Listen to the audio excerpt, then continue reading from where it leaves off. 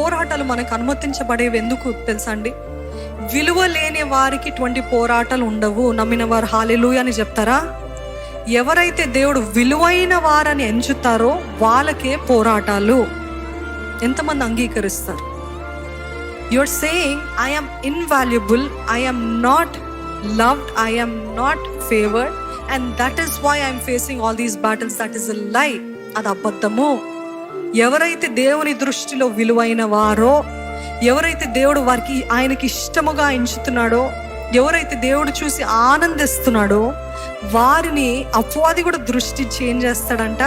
దేవుడిని బాధ పెట్టడానికి మనల్ని దాడి చేస్తూ ఉంటాడు. అర్థమవుతుందా? దేవుడికి ఏం బాధ కలుగుతుంది? మనము పాపం చేస్తున్నప్పుడు, మనము దూరంగా వెళ్ళినప్పుడు. అదే రీతిగా మనల్ని అపవాది దాడి చేస్తున్నప్పుడు మనము కన్నీటితో, బాధతో, కలవరముతో, చచ్చిపోవాలని తలంపులతో ఉంటే దేవుడి హృదయం పగిలిపోతుందండి. దేవుని హృదయం పగిలిపోద్ది. ఈరోజు దేవుని బాధ పెట్టడానికి, మనల్ని బాధ పెట్టడానికి అపవాది ఎప్పుడు కూడా దాడి చేస్తుంటాడు.